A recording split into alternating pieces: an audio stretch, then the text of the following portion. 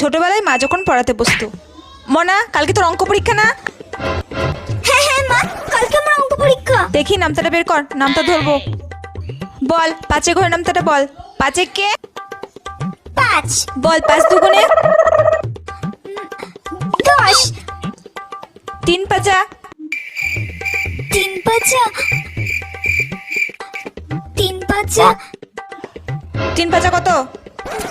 3 পাঁচা 15 4 পাঁচা 4 পাঁচা। মা আমার খুব দাঁতে ব্যথা কিসে করছে। দাঁতে ব্যথা করছে? পড়তে বসলে তখন দাঁতে ব্যথা পেটে ব্যথা শুরু হয়ে যায়। 4 পাঁচা 4 পাঁচা 20 5 পাঁচা কত? 5 পাঁচা 5 পাঁচা 20। কি 5 পাঁচা 20? 4 পাঁচা যদি 20 হয় তাহলে 5 পাঁচা 20। আর তুই পরীক্ষা থেকে কি লিখবি? এত পড়িয়ে তুই